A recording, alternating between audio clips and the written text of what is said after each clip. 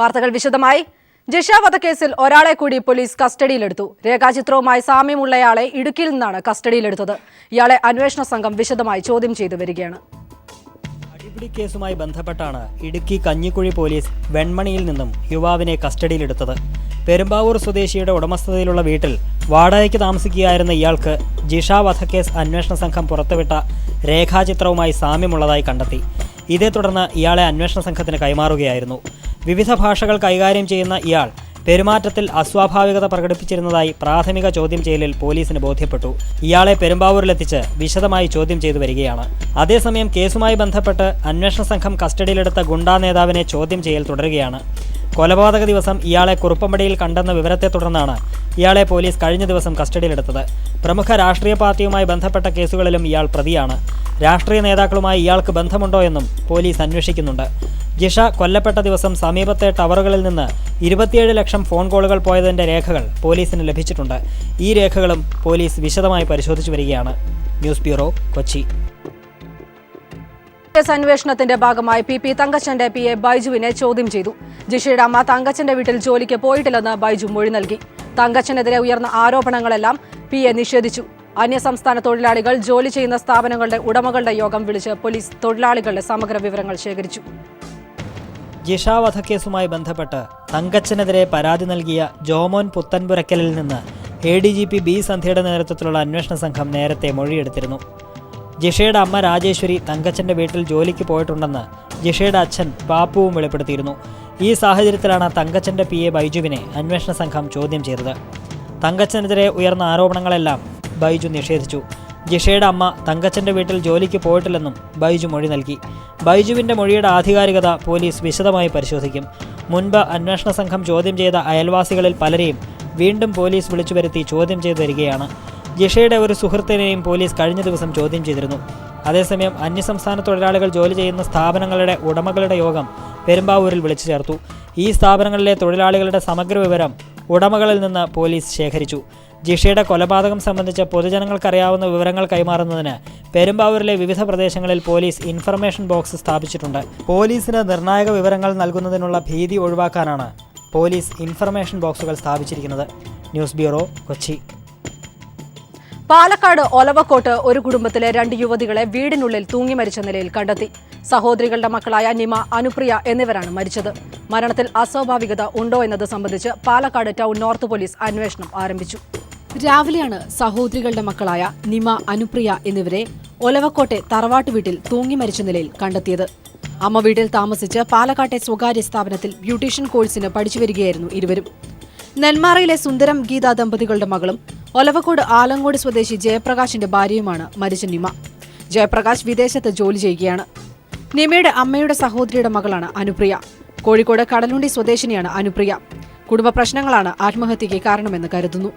മരണത്തിൽ ദുരൂഹതയില്ലെന്നാണ് പ്രാഥമിക നിഗമനമെന്ന് പോലീസ് അറിയിച്ചു. Palakkad north CI Biju. 19ഉം 20ഉം വയസ്സുള്ള 2 യുവതികൾ ഒരേ കഴുക്കോലിൽ, ഒരു ഓടിട്ട വീടാണ്, അതിൻ്റെ കഴുക്കോലിൽ തൂങ്ങി മരണപ്പെട്ട നിലയിൽ കാണപ്പെട്ട കേസാണ്. ഇതിൽ അവരൊരു ചുവരിൽ എഴുതി വെച്ചിട്ടുള്ളത് വീട്ടുകാരെ വെറുകുന്നു എന്നൊക്കെയാണ് എഴുതിയിരിക്കുന്നത്. അല്ല, മരണത്തിന് മറ്റൊരു സംശയമില്ലാന്ന് പറയുന്നു. പിന്നെ അതുപോലെ ഇൻക്വസ്റ്റ് നടത്തിയതിലും പ്രാഥമികമായിട്ട് വേറെ സംശയിക്കുന്നതായിട്ടൊന്നുമില്ല. പക്ഷേ പോസ്റ്റ്മോർട്ടം കഴിഞ്ഞതിന് ശേഷം മാത്രം മറ്റു കാര്യങ്ങളെല്ലാം പറയാൻ സാധിക്കും. മരണത്തിൽ മറ്റാർക്കും പങ്കില്ലെന്നും ബന്ധുക്കളെ മൃതദേഹം കാണിക്കേണ്ടെന്നും ഇവർ ചുമരിൽ എഴുതി വെച്ചിട്ടുണ്ട്. കഴിഞ്ഞ ദിവസമായിരുന്നു നിമയുടെ വിവാഹ വാർഷികം. അനുപ്രിയ ബേപ്പൂർ സ്വദേശിയായ യുവാവിനെ അടുത്തിടെ രജിസ്റ്റർ വിവാഹം ചെയ്തതായും ബന്ധുക്കൾ പറഞ്ഞു. News bureau, Palakkad. കാലവർഷമെത്തിയതോടെ കൊല്ലം ജില്ലയിൽ വ്യാപക നാശനഷ്ടം. വീടുകൾ തകരുകയും കടലാക്രമണത്തിൽ കര കവരുകയും ചെയ്തു. കൊല്ലം ജില്ലയിൽ കഴിഞ്ഞ 2 ദിവസമായി തുടരുന്ന കനത്ത മഴയിൽ 15ഓളം വീടുകൾ തകർന്നു. 50ലധികം വീടുകൾ ഭാഗികമായും തകർന്നു. മരങ്ങൾ കടപുഴകി ഗതാഗതം മുടങ്ങുകയും വൈദ്യുതി പോസ്റ്റുകൾ തകർന്ന് മണിക്കൂറുകളോളം വൈദ്യുതി വിതരണം പലയിടത്തും തടസ്സപ്പെട്ടു. താഴ്ന്ന പ്രദേശങ്ങൾ വെള്ളത്തിനടിയിലായി. കൃഷിനാശവും റിപ്പോർട്ട് ചെയ്തു. കുണ്ടറയിൽ അംഗനവാടി കെട്ടിടത്തിന് മുകളിൽ മണ്ണിടിഞ്ഞു വീണു. ആലപ്പാട്, എരവിപുരം തീരമേഖലകളിൽ കടലാക്രമണം രൂക്ഷമായി. 20ലധികം വീടുകൾക്ക് കേടുപാടുകൾ സംഭവിച്ചു. തീര റോഡുകളും ഭാഗികമായി തകർന്നു. അതേസമയം പനിബാധിതരുടെ എണ്ണത്തിലും വർധനവുണ്ട്. കനത്ത മഴയെ തുടർന്ന് കൊല്ലം ജില്ലയിൽ ഇന്ന് വിദ്യാഭ്യാസ സ്ഥാപനങ്ങൾക്ക് ജില്ലാ കളക്ടർ അവധി പ്രഖ്യാപിച്ചു. ന്യൂസ് ബ്യൂറോ, കൊല്ലം. ക്രൈംബ്രാഞ്ചിലേക്ക്. പുതിയൊരു ട്രെൻഡാണ് ആഫ്രിക്കൻ രാജ്യമായ മലാവിയിൽ പരക്കുന്നത്. ആൽബിനിസം ബാധിച്ച ആളുകളെ കൊന്നൊടുക്കുന്ന രീതിയാണ് ആഫ്രിക്കയുടെ ഹൃദയം എന്നറിയപ്പെടുന്ന സഹാറൻ എന്ന രാജ്യത്തെ ഇപ്പോൾ വാർത്തകളിൽ നിറയ്ക്കുന്നത്. ആൽബിനിസം എന്ന രോഗാവസ്ഥയിലുള്ള 18 പേരെയാണ് അന്ധവിശ്വാസവും അവയവക്കടത്തിനും വേണ്ടി കൊന്നൊടുക്കിയത്. ശരീരത്തിന് കറുപ്പ് നിറം നൽകുന്ന മെലാനിന്റെ ഉൽപാദന തകരാറ് മൂലമുണ്ടാകുന്ന രോഗമാണ് ആൽബിനിസം. വിളറിയ വെളുത്ത നിറവും മുടിയിലും കണ്ണിലും ഉണ്ടാകുന്ന നിറവ്യത്യാസവുമാണ് ആൽബിനിസം. ഏപ്രിലിൽ 4 ആൽബിനോകളെ കൊന്നൊടുക്കുകയും 5 പേരെ കാണാതാവുകയും ചെയ്തു. ഇവരെക്കുറിച്ച് ഇതുവരെയും വിവരമില്ല. ആഫ്രിക്കയിലെ സഹാറൻ പ്രാന്തപ്രദേശങ്ങളിലാണ് ആൽബിനിസം മറ്റെവിടത്തേക്കാളും കൂടുതൽ കാണപ്പെടുന്നത്. അന്ധവിശ്വാസവും അനാചാരങ്ങളും നിറഞ്ഞ ആഫ്രിക്കൻ രാജ്യങ്ങളിൽ ആൽബിനോ കൊലപാതകങ്ങൾക്ക് പിന്നിൽ ഇവ തന്നെയാണ്. മലാവി, ടാൻസാനിയ, മൊസാംബിക് എന്നിവിടങ്ങളിലാണ് ഇവ കൂടുതലും പ്രചരിക്കുന്നത്. ആൽബിനോ ബാധിച്ച സ്ത്രീകളുമായി ലൈംഗിക ബന്ധത്തിൽ ഏർപ്പെട്ടാൽ HIV സുഖപ്പെടുത്താനാവുമെന്ന ധാരണയാണ് വനിതകൾക്ക് നേരെയുള്ള ബലാത്സംഗങ്ങൾ വർദ്ധിക്കാൻ കാരണം. മറ്റൊരു അന്ധവിശ്വാസം ആൽബിനോകളുടെ എല്ലുകൾ സ്വർണം കൊണ്ടുള്ളതാണെന്നും ഇവയ്ക്ക് രോഗങ്ങൾ മാറ്റാനുള്ള അത്ഭുതശേഷി ഉണ്ടെന്നുമാണ്. ഇതാണ് ആൽബിനോകളുടെ കൂട്ടക്കുരുതിക്ക് കാരണമാകുന്നത്. ആൽബിനോ ശരീരഭാഗങ്ങളുടെ ഒരു ബഫൂൾ സെറ്റ്ഞ $75,000 അവയവ കടത്തുകാർ വിൽക്കുന്നത്. റെഡ് ക്രോസിന്റെ ഇന്റർനാഷണൽ കമ്മിറ്റി പുറത്തുവിട്ടതാണ് ഈ വിവരം.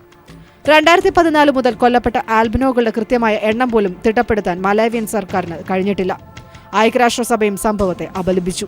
ആംനസ്റ്റി ഇന്റർനാഷണലിന്റെ പുതിയ റിപ്പോർട്ട് മലാവിയൻ പോലീസിന്റെ കെടുകാര്യസ്ഥതയെ കുറ്റപ്പെടുത്തുന്നു. ആൽബിനോകളെ സംരക്ഷിക്കാൻ പോലീസ് പരാജയപ്പെടുന്നു. അതുപോലെ തന്നെ ആൽബിനിസം പ്രകൃതിയാലുള്ള കാരണങ്ങളാൽ ഉണ്ടാവുന്നതാണെന്ന് ജനങ്ങളെ പഠിപ്പിക്കുന്നതിൽ സർക്കാരും പരാജയപ്പെട്ടുവെന്ന് ആംനസ്റ്റി കുറ്റപ്പെടുത്തുന്നു. News desk. Haripad, Wayanad medical കോളേജുകൾ നിർമ്മിക്കുന്നതിനായി നൽകിയ കൺസൾട്ടൻസി കരാറിൽ ക്രമക്കേട് നടന്നതായി പ്രാഥമിക നിഗമനം. കരാർ നൽകിയതിൽ ക്രമക്കേടിനെപ്പറ്റി അന്വേഷണം നടത്താൻ പൊതുമരാമത്ത് വിജിലൻസ് വിഭാഗത്തോട് മന്ത്രി ജി സുധാകരൻ നിർദ്ദേശിച്ചു. എത്രയും വേഗം റിപ്പോർട്ട് സമർപ്പിക്കാനും മന്ത്രി നിർദ്ദേശിച്ചു. ഹരിപ്പാട്, വയനാട് മെഡിക്കൽ കോളേജുകൾ പണിയുന്നതിനായുള്ള കൺസൾട്ടൻസി കരാർ നൽകിയതിൽ ക്രമക്കേട് നടന്നതായിട്ടാണ് പ്രാഥമികമായുള്ള വിലയിരുത്തൽ. കുറഞ്ഞ തുക കോട്ട് ചെയ്ത ആൻസൺ എന്ന കമ്പനിയെ ഒഴിവാക്കി കൂടിയ തുക ടെൻഡറിൽ നൽകിയ RT മാക്സ് എന്ന കമ്പനിക്ക് കൺസൾട്ടൻസി കരാർ നൽകിയെന്നതാണ് പരാതിക്കാരുടെ ആരോപണം. എന്തുകൊണ്ടാണ് ഇപ്രകാരം കൂടിയ തുക കോട്ട് ചെയ്ത കമ്പനിക്ക് കൺസൾട്ടൻസി കരാർ നൽകിയത് എന്നതിനെ സംബന്ധിച്ച് അന്വേഷിച്ച് റിപ്പോർട്ട് നൽകാനാണ് പൊതുമരാമത്ത് വിജിലൻസ് വിഭാഗം ഡെപ്യൂട്ടി ചീഫ് എഞ്ചിനീയർ ജീവരാജിനോട് മന്ത്രി ജി സുധാകരൻ നിർദ്ദേശിച്ചത്. എത്രയും വേഗം വകുപ്പുതല വിജിലൻസ് അന്വേഷണം പൂർത്തിയാക്കി റിപ്പോർട്ട് സമർപ്പിക്കാൻ താൻ ഉദ്യോഗസ്ഥരോട് പറഞ്ഞതായി ജി സുധാകരൻ പറഞ്ഞു. വാർത്ത ഇങ്ങനെ വന്നപ്പോൾ ഇതെല്ലാം തെറ്റാണ് എന്ന് പറഞ്ഞിട്ടുള്ള രമേശ് ചെന്നിത്തലയുടെ പ്രതികരണമാണ് പ്രശ്നം ഉണ്ടാക്കിയത്. അങ്ങനെ പ്രതികരണം നടത്തേണ്ട കാര്യമില്ലല്ലോ. ഞാൻ അദ്ദേഹത്തെ പറ്റിയല്ലോ അന്വേഷണം ഉത്തരവിട്ടത്. ഈ കൺസൾട്ടൻസിൻ്റെ കാര്യത്തിൽ എന്തെങ്കിലും പറയാനുണ്ടെങ്കിൽ അന്നത്തെ PW മന്ത്രിയല്ലേ പറയാം, അദ്ദേഹം വേണ്ടിയിട്ടില്ലല്ലോ. അപ്പോൾ അദ്ദേഹത്തിന് ഉത്തരവാദിത്വം സ്വയം ഏറ്റെടുക്കണം. ഞങ്ങളാരും ഏൽപ്പിച്ചതല്ല ഉത്തരവാദിത്വം. സർക്കാർ ഏറ്റെടുക്കുന്ന ഭൂമിയിൽ ബിൽഡിംഗ് വെച്ച് നൽകാനുള്ള ചുമതല സർക്കാരിന് തന്നെയാണെങ്കിലും ഹരിപ്പാട് മെഡിക്കൽ കോളേജിന്റെ നടത്തിപ്പ് ചുമതല സ്വകാര്യ മുതലാളിമാരുടെ ഗ്രൂപ്പിനായിരുന്നു. ഈ സംവിധാനത്തിനെതിരെ വ്യാപക പരാതി ഉയർന്ന സാഹചര്യത്തിലാണ് പൊതുമരാമത്ത് മന്ത്രി ജി സുധാകരൻ പരാതി വിജിലൻസിന് കൈമാറിയത്. News bureau, Thiruvananthapuram. ദില്ലിയിലെ സ്വകാര്യ ആശുപത്രികൾ കേന്ദ്രീകരിച്ചുള്ള വൃക്ക തട്ടിപ്പ് കേസിൽ മുതിർന്ന ഡോക്ടർമാരും പ്രതികളായേക്കുമെന്ന് സൂചന. വൃക്ക തട്ടിപ്പ് കേസിൽ ഡോക്ടർമാരുടെ പേഴ്സണൽ സെക്രട്ടറിമാരടക്കം 11 പേരെ പോലീസ് അറസ്റ്റ് ചെയ്തു. വൃക്ക രോഗികളുടെ ബന്ധുക്കളിൽ നിന്നും $1 കോടി വരെയാണ് തട്ടിപ്പ് സംഘം ഈടാക്കിയിരുന്നത്. ശ്രീലങ്ക, നേപ്പാൾ, ഇന്തോനേഷ്യ തുടങ്ങിയ രാജ്യങ്ങളിൽ കണ്ണികളുള്ള സംഘമാണ് ദില്ലിയിൽ വൻ വൃക്ക തട്ടിപ്പ് നടത്തിയത്. ദില്ലി കൂടാതെ കോയമ്പത്തൂർ, ജലന്ധർ എന്നിവിടങ്ങളിലെ സ്വകാര്യ ആശുപത്രികൾ കേന്ദ്രീകരിച്ചായിരുന്നു അവയവമാറ്റ തട്ടിപ്പ്. സ്വീകർത്താവിൽ നിന്ന് 40 മുതൽ 50 ലക്ഷം രൂപ വരെ ഈടാക്കിയാണ് തട്ടിപ്പ് സംഘം വൃക്കകൾ നൽകിയത്. സാമ്പത്തിക ബുദ്ധിമുട്ടുള്ളവരെ സ്വാധീനിച്ചാണ് സ്വകാര്യ ആശുപത്രികളിൽ വൃക്കാദാന ശസ്ത്രക്രിയ നടത്തിയത്. എന്നാൽ $1 കോടി ഈടാക്കിയിട്ടും 10% തുക മാത്രമാണ് ദാതാക്കൾക്ക് ഇടനിലക്കാർ നൽകിയത്. നഗരത്തിലെ പ്രമുഖ ആശുപത്രികളിൽ നടന്ന വൃക്ക മാറ്റിവെക്കൽ ശസ്ത്രക്രിയയ്ക്ക് പിന്നിൽ മുതിർന്ന ഡോക്ടർമാർക്കും പങ്കുണ്ടെന്നതിന്റെ തെളിവുകളും പോലീസിന് ലഭിച്ചു. 3 ഡോക്ടർമാരുടെ പേഴ്സണൽ സെക്രട്ടറിമാരടക്കം 11 പേരെ പോലീസ് ഇതുവരെ അറസ്റ്റ് ചെയ്തു. സംശയകരമായി ശസ്ത്രക്രിയ നടത്തിയ 4 ഡോക്ടർമാരും പോലീസ് നിരീക്ഷണത്തിലാണ്. ആശുപത്രിയിലെ ഡോക്ടർമാർ ഉൾപ്പെട്ട സംഘം രേഖകൾ പരിശോധിച്ച് വിലയിരുത്തണമെന്ന വ്യവസ്ഥ പോലും പാലിക്കാതെയായിരുന്നു റിലേ വൃക്ക മാറ്റിവെക്കൽ ശസ്ത്രക്രിയ ആശുപത്രികളിൽ അരങ്ങേറിയത്. News bureau, Delhi. കൊല്ലം മടത്തറയിൽ 16-കാരിയായ ദളിത് പെൺകുട്ടി പീഡനത്തിനിരയായി. പീഡനത്തിന് കൂട്ടുനിന്ന യുവതി ഉൾപ്പെടെ 4 പേരെ പോലീസ് കസ്റ്റഡിയിലെടുത്തു. കടക്കൽ മടത്തറ സ്വദേശി സജിൻ, പെരിങ്ങമല സ്വദേശി അഖിൽ, വർക്കല സ്വദേശി ശ്രീജിത്ത്, കടക്കൽ സ്വദേശിനി സുമി സോജൻ എന്നിവരെയാണ് പോലീസ് കസ്റ്റഡിയിലെടുത്തത്. തിരുവനന്തപുരം സ്വദേശി കിരണിനു വേണ്ടി പോലീസ് തെരച്ചിൽ ഊർജിതമാക്കി. പെൺകുട്ടിയെ കാണാനില്ലെന്ന് കാട്ടി രക്ഷിതാക്കൾ നൽകിയ പരാതിയെ തുടർന്ന് പോലീസ് കുട്ടിയെ സുമിയുടെ വീട്ടിൽ കണ്ടെത്തുകയായിരുന്നു. സുമിയുടെ വീട്ടിൽ വെച്ച് താൻ പീഡിപ്പിക്കപ്പെട്ടു എന്ന് പെൺകുട്ടി നൽകിയ മൊഴിയെ തുടർന്നാണ് കാമുകൻ ഉൾപ്പെടെയുള്ളവരെ പോലീസ് കസ്റ്റഡിയിലെടുത്തത്. പുനലൂർ ഡിവൈഎസ്പി മധുസൂദനന്റെ നേതൃത്വത്തിലാണ് അന്വേഷണം. ന്യൂസ് ബ്യൂറോ, കൊല്ലം. ക്രൈംബ്രാഞ്ചിലേക്ക്. പാപ്പുവ ന്യൂഗിനിയിൽ സർക്കാരിനെതിരെ സമരം നടത്തിയ വിദ്യാർത്ഥികൾക്ക് നേരെ പോലീസ് വെടിവെപ്പ് നടത്തി. തലസ്ഥാനമായ പോർട്ട് മോസ്ബിയിലെ യൂണിവേഴ്സിറ്റിയിൽ നിന്നും പാർലമെന്റിലേക്ക് മാർച്ച് നടത്തിയ വിദ്യാർത്ഥികൾക്ക് നേരെയായിരുന്നു വെടിവെപ്പ്. തലസ്ഥാനമായ പോർട്ട് മോസ്ബിയിലെ യൂണിവേഴ്സിറ്റിയിൽ നിന്ന് പാർലമെന്റിലേക്ക് നടത്തിയ മാർച്ചിനു നേരെയാണ് വെടിവയ്പുണ്ടായത്. അഴിമതിക്കാരനായ പ്രധാനമന്ത്രിക്കെതിരെയായിരുന്നു വിദ്യാർത്ഥികൾ പ്രതിഷേധ പ്രകടനം നടത്തിയത്. പ്രധാനമന്ത്രി പീറ്റർ ഓനിയിൽ രാജിവെക്കണമെന്നായിരുന്നു വിദ്യാർത്ഥികളുടെ ആവശ്യം. ഏറെ നാളുകളായി ഈ ആവശ്യമുന്നയിച്ച് വിദ്യാർത്ഥികൾ സമരം നടത്തി വരികയായിരുന്നു. ഒരു അഭിഭാഷക സ്ഥാപനത്തിന് അനധികൃതമായി $3 കോടിയോളം നൽകിയത് സംബന്ധിച്ചാണ് മുഖ്യ ആരോപണം. പോലീസ് വെടിവയ്പിൽ 4 പേർ കൊല്ലപ്പെട്ടുവെന്ന് പ്രതിപക്ഷം ആരോപിച്ചു. എന്നാൽ ആരും മരിച്ചിട്ടില്ലെന്നും 23 വിദ്യാർത്ഥികൾക്ക് പരിക്കേറ്റതായുമാണ് ഔദ്യോഗിക കേന്ദ്രങ്ങളിൽ നിന്നുള്ള സ്ഥിരീകരണം. International desk. കണ്ണൂർ പാനൂർ ചൊക്ലിയിലെ വീടുകളിൽ വീട്ടുജോലിക്കായി നിർത്തിയ 5 കുട്ടികളെ ചൈൽഡ് ലൈൻ പ്രവർത്തകരും പോലീസും മോചിപ്പിച്ചു. അന്യസംസ്ഥാനത്തു നിന്നും ജോലിക്കായി കുട്ടികളെ എത്തിക്കുന്ന വൻ റാക്കറ്റുകൾ പ്രവർത്തിക്കുന്നതായി സൂചനകൾ. ബാലവേലക്കായി അന്യസംസ്ഥാനങ്ങളിൽ നിന്നും കുട്ടികളെ കേരളത്തിലെത്തിക്കുന്ന വൻ റാക്കറ്റുകൾ പ്രവർത്തിക്കുന്നതായി സൂചനകൾ. പാനൂർ ചൊക്ലിയിലെ 3 വീടുകളിൽ നിന്നായി ബാലവേലയ്ക്ക് നിയോഗിച്ച ആന്ധ്ര സ്വദേശികളായ 5 പെൺകുട്ടികളെയാണ് ചൈൽഡ് ലൈൻ പ്രവർത്തകർ ചൊക്ലി പോലീസിന്റെ സഹായത്തോടെ മോചിപ്പിച്ചത്. ഇവരെ തലശ്ശേരി മഹിളാ മന്ദിരത്തിൽ പാർപ്പിച്ചിരിക്കുകയാണ്. ഏജന്റ് മുഖാന്തരമെത്തിയ ഇവരിൽ 3 പേരെ 35,000 രൂപയ്ക്ക് വിലക്ക് വാങ്ങിയതായും വിവരം ലഭിച്ചിട്ടുണ്ട്. ഭക്ഷണമോ താമസ സൗകര്യമോ നൽകാതെ കുട്ടികളെ പീഡിപ്പിക്കുന്നതറിഞ്ഞ് നാട്ടുകാർ ചൈൽഡ് ലൈൻ പ്രവർത്തകരെ വിവരമറിയിക്കുകയായിരുന്നു. കഴിഞ്ഞ 1 വർഷത്തിനിടെ ബാലവേലയ്ക്കായി നിയോഗിച്ച 10 പേരെയാണ് ചൈൽഡ് ലൈൻ പ്രവർത്തകർ കണ്ടെത്തിയത്. എന്നാൽ 2 ആഴ്ചക്കിടെ ജില്ലയിലെ വിവിധ ഭാഗങ്ങളിൽ നിന്നായി 7 പേരെയാണ് കണ്ടെത്തിയത്. ഇവരെ തിരിച്ചു കൊണ്ടുപോകാൻ ഏജന്റുമാർ ശ്രമം നടത്തുന്നതായും സൂചനയുണ്ട്. News bureau, Kannur. ATM കൗണ്ടറിനുള്ളിൽ വെച്ച് യുവാവിന് കുത്തേറ്റു. രാജസ്ഥാനിലെ ജോധ്പൂർ സ്വദേശിക്കാണ് മോഷ്ടാവിന്റെ കുത്തേറ്റത്. രാജസ്ഥാനിൽ ATM കൗണ്ടറിനുള്ളിൽ വെച്ച് യുവാവിന് കുത്തേറ്റു. ജോധ്പൂർ സ്വദേശിക്കാണ് മോഷ്ടാവിന്റെ കുത്തേറ്റത്. യുവാവിന് പിന്നാലെ ATM കൗണ്ടറിലെത്തിയ മോഷ്ടാവ് കയ്യിൽ കരുതിയിരുന്ന കത്തികൊണ്ട് യുവാവിനെ പലതവണ കുത്തിപ്പരിക്കേൽപ്പിക്കുകയായിരുന്നു. പണത്തിന് അത്യാവശ്യമുള്ളതുകൊണ്ടാണ് ആക്രമണവും മോഷണശ്രമവും നടത്തിയതെന്ന് അറസ്റ്റിലായ പ്രതി നവീൻ പരിഹാർ പോലീസിനോട് പറഞ്ഞു. കുത്തേറ്റ യുവാവ് അപകടനില തരണം ചെയ്തു എന്ന് ആശുപത്രി അധികൃതർ അറിയിച്ചു. ATMലെ CCTV ക്യാമറയിൽ പതിഞ്ഞ ദൃശ്യങ്ങളിൽ നിന്നാണ് അക്രമിയെ തിരിച്ചറിഞ്ഞത്. News desk. ക്രൈംബ്രാഞ്ചിലേക്ക്. ഇസ്രായേലിലെ ടെൽ അവീവിലെ റെസ്റ്റോറന്റിൽ ഇരച്ചുകയറിയ 2 തോക്കുധാരികൾ നടത്തിയ വെടിവെപ്പിൽ 4 പേർ മരിച്ചു. 6 പേർക്ക് പരിക്കേറ്റു.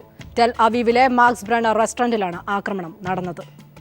കറുത്ത സ്യൂട്ടണിഞ്ഞ് ടെൽ അവീവിലെ റെസ്റ്റോറന്റിലേക്ക് ഇടിച്ചു കയറിയ 2 തോക്കുധാരികൾ നടത്തിയ വെടിവയ്പിൽ 4 പേർ മരിച്ചു.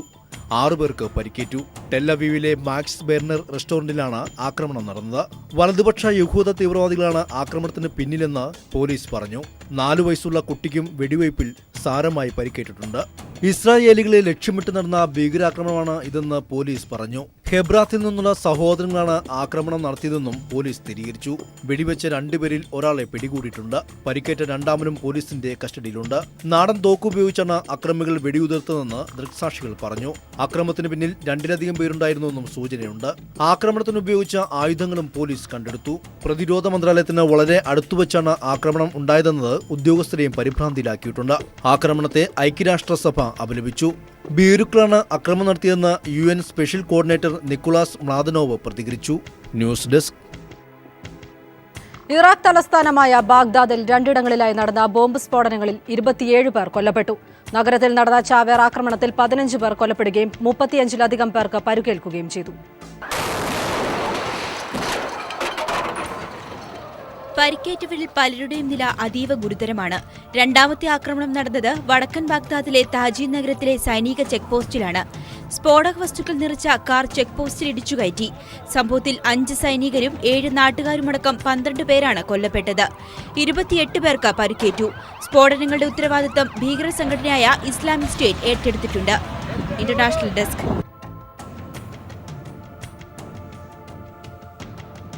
അംഗപരിമിതരോടുള്ള PSCയുടെ കടുത്ത അവഗണനയുടെ ഇരകളാവുകയാണ് നിരാലംബരായ ഒരു പറ്റം ആയുർവേദ ഡോക്ടർമാർ. സുപ്രീം കോടതിയുടെ അനുകൂല വിധി ഉണ്ടായിട്ട് പോലും സർക്കാർ സർവീസിലേക്കുള്ള ഇവരുടെ പ്രവേശനം എവിടെയും എത്തുന്നില്ല. വർഷങ്ങളായി സർക്കാരിനും PSCക്കും നിരവധി അപേക്ഷകൾ അയച്ചിട്ടും അനുകൂല തീരുമാനം ഇനിയും ഉണ്ടായിട്ടില്ല. എല്ലാ പ്രതീക്ഷകളും നഷ്ടപ്പെട്ട ഇവർ ആത്മഹത്യയുടെ വക്കിലാണ്. ജീവിതത്തിലെ എല്ലാ പ്രതീക്ഷകളും നഷ്ടപ്പെട്ടു നിൽക്കുന്ന ഇവർ ഭരണരംഗത്തെ ചുവപ്പ് നാടയുടെ ഇരകളാണ്. തങ്ങളുടേതല്ലാത്ത കുറ്റം കൊണ്ട് ജന്മസിദ്ധമായി കിട്ടിയ വൈകല്യം ഇവരെ ഇന്ന് വേട്ടയാടുന്നു. ഏത് സർക്കാർ ഉദ്യോഗത്തിനും PSC വഴി ഉദ്യോഗാർത്ഥികളെ ക്ഷണിക്കുമ്പോൾ 3% സംവരണം അംഗപരിമിതർക്കുണ്ട്. 2011 അവസാനമായി അംഗപരിമിതരെ ആയുർവേദ ഡോക്ടർമാരാക്കിയത്. എന്നാൽ അംഗപരിമിതന്മാരുടെ എണ്ണം തുലവും തുച്ഛമായതിനെ തുടർന്ന് ആ വർഷത്തിൽ അംഗപരിമിതരുടെ ഒഴിവുകൾ ജനറൽ വിഭാഗത്തിനായി മാറ്റി. 2013 PSC പുറത്തിറക്കിയ ഈ സർക്കുലറാണ് ഇവരുടെ ജീവിതം താറുമാറാക്കിയത്. ഈ സർക്കുലർ പിൻവലിക്കണമെന്ന് സുപ്രീം കോടതി നിർദ്ദേശിച്ചുവെങ്കിലും നാളിതുവരെ ഇത് നടപ്പിലാക്കാൻ PSC തയ്യാറായിട്ടില്ല. കോടതി വിധി നടപ്പിലാകുന്നുണ്ടോ എന്ന് പരിശോധിക്കുന്നതിന് ഒരു കമ്മിറ്റിയെ സർക്കാർ നിയോഗിക്കണമെന്ന് ഉത്തരവ് പാലിക്കാൻ സർക്കാരും തയ്യാറായിട്ടില്ല. ഫലത്തിൽ അംഗപരിമിതരായ ഇവർ അർഹതപ്പെട്ട സർക്കാർ ജോലിക്കായി ഓഫീസുകളുടെ തിണ്ണ നിരങ്ങുന്നു. ആയുർവേദം കഴിഞ്ഞിട്ട് ഇപ്പോൾ 2013 പാസ് ഔട്ടായ ഒരാളാണ്. സ്പെഷ്യൽ റിക്രൂട്ട്മെൻറ്റ് മുഖേന നമുക്കൊരു നിയമനം ലഭിക്കേണ്ടതായിരുന്നു. പക്ഷേ ഒരു സർക്കുലർ ഇറങ്ങിയതിൻ്റെ ഒരു ഭാഗ്യക്കേട് കാരണം ഞങ്ങൾക്ക് ഇന്ന് ഒരു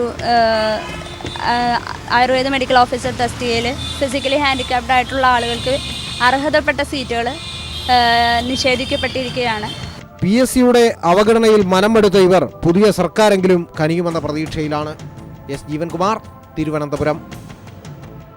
കാടിന് പുറത്ത് ജീവിക്കാനാകുമെന്ന പ്രതീക്ഷയിലാണ് വയനാട് വന്യജീവി സങ്കേതത്തിലെ കൊമ്മഞ്ചേരി എന്ന വനാന്തര ഗ്രാമം.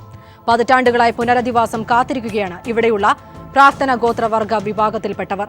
വനാന്തരത്തിൽ ദുരന്ത ജീവിതമാണ് ഇവരുടേത്. ഇതോടുകൂടി ക്രൈംബ്രാഞ്ച് പൂർണ്ണമാകുന്നു. നമസ്കാരം. കൊമ്മഞ്ചേരി ഗ്രാമം കാട്ടിനുള്ളിൽ രോഗങ്ങളാലും വന്യമൃഗങ്ങളുടെ ആക്രമണം ഭയന്നും കഴിയുകയാണ്. മനുഷ്യാവകാശ കമ്മീഷൻ 2001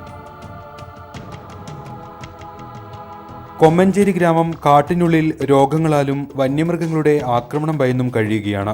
മനുഷ്യാവകാശ കമ്മീഷൻ 2001 അടിയന്തിരമായി പുനരധിവസിപ്പിക്കണമെന്ന് ഉത്തരവിട്ട ഈ ഗ്രാമമെന്നാൽ ഇതുവരെ കാടിനു പുറത്തെത്തിയിട്ടില്ല. ആനകളും കടുവകളുമുള്ള കാടിനു പുറത്തെത്തണം ഏതാവശ്യത്തിനും. ഇപ്പം ഞങ്ങൾ മൊത്തം ഇവിടെ 6 കുടുംബമുണ്ട്. ഇപ്പോൾ ഉള്ളത് 3 കുടുംബമേ ഉള്ളൂ. 3 കുടുംബത്തിലെ ആൾക്കാരുള്ളത്. അതിൽ ഒരാൾ അസുഖമായി കിടക്കുന്നത്, ബാക്കി 2 ആണുങ്ങളുണ്ട്. കാടിനു പുറത്ത് സ്ഥലം കണ്ടെത്തിയാൽ പുനരധിവാസം നടപ്പാകും. കൊടും കാട്ടിനുള്ളിൽ ഇനി ഈ ജീവിതം കൊമ്മഞ്ചേരിക്കാർക്ക് വയ്യ. അപ്പം ഞങ്ങൾ ഇങ്ങനെ തീയിട്ടല്ലേ തിണ്ണയിൽ കിടക്കുന്നത്, അകത്ത് കിടക്കാനും പറ്റില്ലല്ലോ. ആനകളെയും കടുവകളെയും പേടിക്കാതെ സമാധാനമായി ജീവിക്കാനാകുമെന്ന പ്രതീക്ഷയാണ് ഇപ്പോഴും ഇവർക്ക്. ഇതെല്ലാം ചെയ്യണമെങ്കിലും ജില്ലാ ഭരണകൂടവും ഉദ്യോഗസ്ഥന്മാരും കനിയണം. അതിപ്പോൾ ഈ സാധാരണ പാവങ്ങൾക്ക് വേണ്ടിയിട്ട് കനിയുന്ന ഒരു ലക്ഷണം കാണുന്നില്ല, ഇത്രയും കാലമായിട്ട് കാണുന്നില്ല. അനൂപ് കെയാർ, വയനാട്.